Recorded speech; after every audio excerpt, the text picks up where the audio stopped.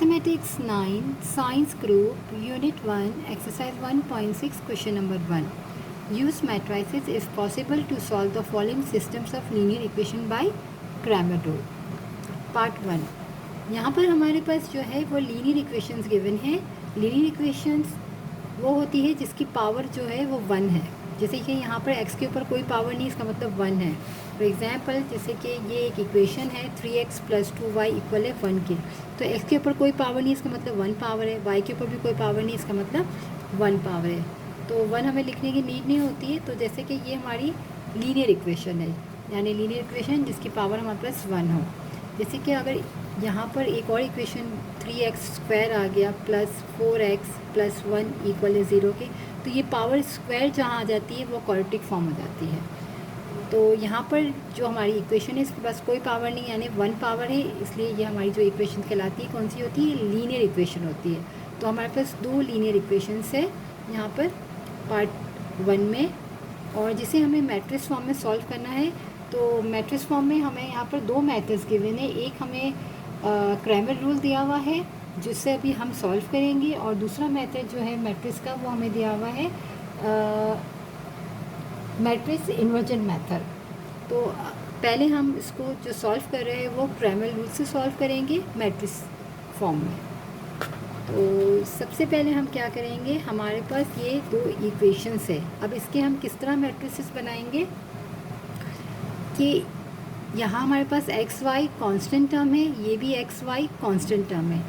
तो जो इक्वल से पहले है एक्स और वाई वाली टर्म, तो वो हमारा ए मैट्रिक्स बनाएंगे.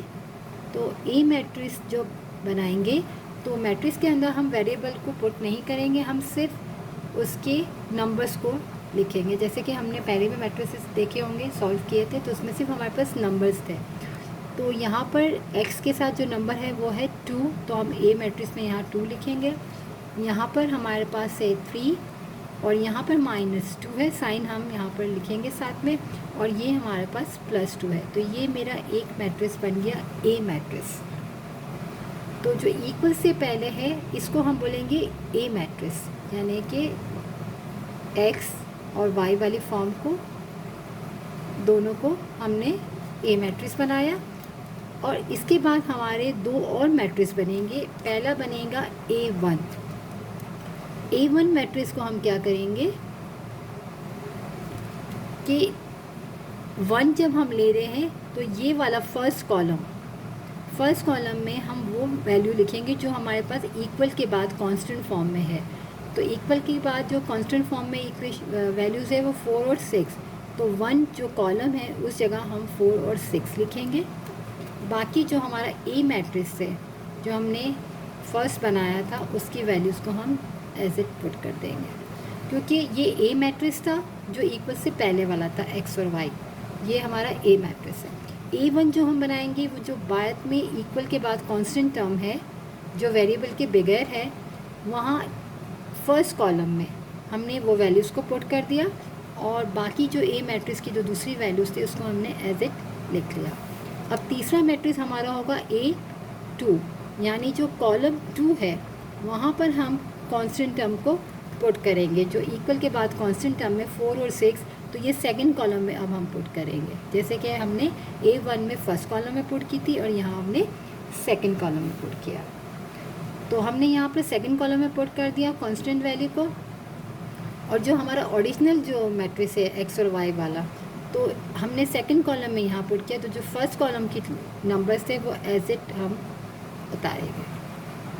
तो मैं एक बार फिर से एक्सप्लेन कर देती हूँ. अगर इक्वेशन हमारी एक्स वाई और कांस्टेंट में सेट है तो ठीक है. अगर आगे पीछे है तो सबसे पहले हम एक्स और वाई और इक्वल कांस्टेंट टर्म लिखेंगे, और सेकंड टर्म जो इक्वेशन है वो भी एक्स वाई और कांस्टेंट है. तो ये तो हमारी इक्वेशन बनी हुई है. अगर कभी पहले वाई है तो हम उसको पहले सेट कर लेंगे. तो सबसे पहले हमने देखा कि हमारी इक्वेशंस जो है वो बनी हुई है एक्स और वाई वाली. तो ए मैट्रिक्स जो बनेगा वो एक्स और वाई वाली नंबर्स के जो नंबर्स है 2, 3, -2 और 2. A1 जो बनेगा तो 1 यानी फर्स्ट कॉलम की जगह पर हम कांस्टेंट टर्म लिख देंगे, बाकी हम ए मैट्रिक्स वाली वैल्यू को सेकंड में पुट करेंगे. और जब A2 की हम बात करेंगे तो A2 में हम कांस्टेंट टर्म जो है उसको पुट कर देंगे सेकंड कॉलम में, और यहाँ पर एज इट जो A मैट्रिक्स का 2 3 थे इसको हमने लिख लिया। अब ये 3 मैट्रिसेस है, इसको हम क्या करेंगे, सबसे पहले हमें इस A मैट्रिक्स का डिटर्मिनेट फाइंड करना है।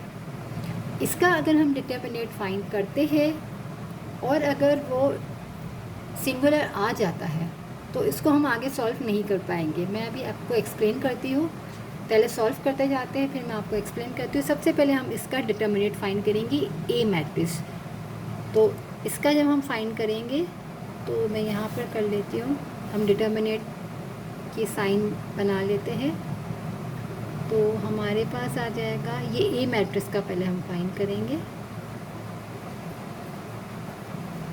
क्या हो जाएगा, क्रॉस में मल्टीप्लाई करते हैं, 2 को मैं 2 से मल्टीप्लाई करूँगी, फॉर्मूले में सेंटर में माइनस की साइन आती है, और -2 को हम 3 से मल्टीप्लाई करेंगे। तो 2 2 ज़ा 4, माइनस इंटू माइनस प्लस 2 3 ज़ा 6, तो टोटल हमारे पास कितनी वैल्यू आ गई डिटर्मिनेंट A की 10। तो अगर 0 आए तो वो सिंगुलर मैट्रिक्स होता है, और अगर कोई भी नंबर आ जाए या 1 भी आ जाए तो वो नॉन सिंगुलर है। तो अगर 0, अगर ये वैल्यू डिटर्मिनेंट A की अगर 0 आ जाती है तो ये क्वेश्चन आगे सॉल्व नहीं होगा। क्यों नहीं होगा मैं आपको आगे बताती हूँ। और अगर वैल्यू आ जाती है तो फिर इसके बाद हम इसको फर्दर सॉल्व करेंगे। जिस तरह कि हमने A डिटर्मिनेंट फाइंड किया, इसी तरह अब हम A1 का डिटर्मिनेंट भी फाइंड करेंगे इस मैट्रिक्स का, फिर हम A2 का भी फाइंड करेंगे। तो सबसे पहले डिटर्मिनेंट A की जो है वो वैल्यू आ गई, वो नॉन सिंगुलर है, यानी 10 वैल्यू आ चुकी है, 0 नहीं आई है। तो इसको हम आगे फर्दर सॉल्व करेंगे। तो पहले A1 का भी डिटर्मिनेट करेंगे, फिर हम A2 का भी। तो सबसे पहले A1 का डिटर्मिनेट फाइंड करते हैं। A1 हमारे पास है 4 6 -2 और +2। ठीक है, अब हम इसको कैसे इसको करेंगे, 4 को 2 से, माइनस की साइन, -2 को 6 से, 4 2 ज़ा 8, माइनस इंटू माइनस प्लस 2 6 ज़ा 12। तो 12 और 8 हमारा बन गया 20। अब हम A2 डिटर्मिनेंट फाइंड करेंगे।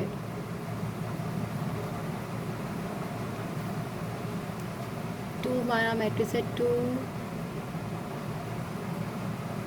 3 4 और 6। इसको जब हम सॉल्व करेंगे 2 को 6 से मल्टीप्लाई करेंगे, इसको इससे, -4 को मैं 3 से करूँगी, तो 2 6 ज़ा 12, 4 3 ज़ा 12। तो ये हमारा 2 6 ज़ा और +12 -12 तो 0 आ गया। तो ये वाला जो डिटर्मिनेंट है A2 या A1 भले 0 आ जाए, इससे फ़र्क नहीं पड़ता। हमारा जो ओरिजिनल है, यानी मेन जो X और Y वाला जो A मैट्रिक्स था, सबसे पहले हम इसको फाइंड करते हैं। अगर ये सिंगुलर आ जाएगा, यहाँ पर आ जाता, तो इसको हम आगे सॉल्व नहीं करते। अगर ये 1 वैल्यू भी आती है, 0 के अलावा कोई भी वैल्यू आती है, यानी वो नॉन सिंगुलर है, तो इसको हम आगे भी सॉल्व करेंगे, यानी कि दोनों डिटर्मिनेंट्स भी सॉल्व करेंगे। तो इसमें जैसे कि फर्स्ट हमने A1 सॉल्व किया तो 20 आया, A2 किया तो 0 आया। तो कोई बात नहीं, यहाँ 0 आया तो इससे हमें फ़र्क नहीं पड़ता। अब हम क्या करते हैं, ये सारी वैल्यूज़ को हम फॉर्मूले में लिखेंगे। तो हमारा फॉर्मूला जो होता है वो क्रैमर रूल का, हमारे पास इक्वेशन में एक्स वाई वेरिएबल था, तो एक वैल्यू हमारी x की होगी, और दूसरी वैल्यू हमारी y की होगी। तो फॉर्मूला हमारा होता है x मालूम करने के लिए A1 का determinate upon determinate of A, और दूसरा हमारा वेरिएबल y था, तो यहाँ आ जाएगा A2 upon determinate of A। अब शायद आप लोगों को क्लियर हो रहा होगा कि हमारा फॉर्मूला क्या होता है, A1 का determinate upon determinate of A। अगर मेरा सबसे पहले जो मैंने डिटर्मिनेट A फाइंड किया था, अगर वो 0 आ जाता, तो कोई भी वैल्यू के नीचे 0 अगर आ जाए तो वो इन्फिनिटी होता है। फॉर एग्ज़ाम्पल, अगर मैं बोलूँ 2/0 तो क्या होता है, इन्फिनिटी, या A/0 तो वो भी क्या हो जाएगा, इन्फिनिटी। अगर मैं बोलूँ 0/2 तो ये तो 0 होता है, ठीक है ना। तो किसी भी डिनोमिनेटर में, यानी ऊपर वैल्यू है, जैसे कि ऊपर 2 वैल्यू है और नीचे 0 आ जाए, तो वो क्या होता है, इन्फिनिटी। इसीलिए जब हमारा डिटर्मिनेंट ऑफ ए अगर ज़ीरो आ जाता तो हम उसको आगे सॉल्व नहीं कर सकते थे, क्योंकि सॉल्व करते तो भी फ़ायदा नहीं होता, हम वैल्यू भी नीचे लिखते ज़ीरो तो वो तो इनफाइनाइट हो जाता, तो हम उसको वहीं पे स्टॉप कर देते। तो जब ए मैट्रिक्स हमारा नॉन सिंगुलर आएगा तो हम आगे भी सॉल्व किए। अब हम क्या करेंगे, यहाँ पर इसकी वैल्यूज़ को रख देंगे तो हमारे पास यहाँ एक्स और वाई की वैल्यूज़ आ जाएगी। ठीक है, तो A1 हमने जो सॉल्व किया था, A1 की हमारी जो वैल्यू आई थी यहाँ पर वो आई थी 20 और दूसरी आई थी 0 और वो आई थी वैल्यू 10। तो A1 आया था 20 डिवाइड बाय 10 कॉमा y हो जाएगा, ये हमारे पास 0/10। तो 0 से 0 काटा तो x की वैल्यू आ गई 2/1। तो नीचे 1 की कोई वैल्यू नहीं होती, तो x की वैल्यू कितनी आ गई हमारे पास 2। और यहाँ पर हमारे पास y इज़ इक्वल टू 0/10, तो 0 बन गया। तो एक वैल्यू हमारी x की 2 आई और y की 0 आ गई।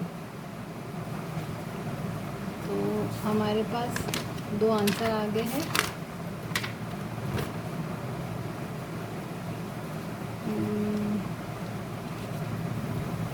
फर्स्ट पार्ट, x की वैल्यू हमारे पास 2 आई है और y की हमारी 0 आ गई है। तो ये हमने क्रैमर रूल से सॉल्व कर दिया है। और यहाँ पर वही चीज़ कि अगर यहाँ पर नीचे 0 आता तो 10/0 होता तो वो इन्फिनिटी होती, लेकिन अगर हमारे पास सबसे पहला वाला मैट्रिक्स यानी कि ए मैट्रिक्स अगर सिंगुलर आ जाता यानी कि 0 आ जाता तो उसको हम फर्दर सॉल्व नहीं करते। हमारा ए डिटर्मिनेंट तो 10 आया था इसलिए हमने फर्दर सॉल्व किया। A1 20 आया, A2 0 आया। तो बस इसको हमें चेक करना है कि ये सिंगुलर होगा तो आगे नहीं करेंगे। इसके यहाँ पर अगर 0 या यहाँ 0 आता है तो इससे फर्क नहीं पड़ेगा, क्योंकि फॉर्मूले में हमारे पास डिटर्मिनेंट ए जो है वो डिनोमिनेटर में है, तो इसका हमें फ़र्क पड़ता है कि कोई भी वैल्यू के नीचे 0 आएगा तो वो इन्फिनिटी होगा, इसलिए वो आगे सॉल्व नहीं होता। तो ये वैल्यूज़ में अगर हमारे पास 0 आया है तो इससे कोई फ़र्क नहीं है, 0/10 0 बना। तो ये हमारा फर्स्ट पार्ट कंप्लीट हो गया क्रैमर रूल से।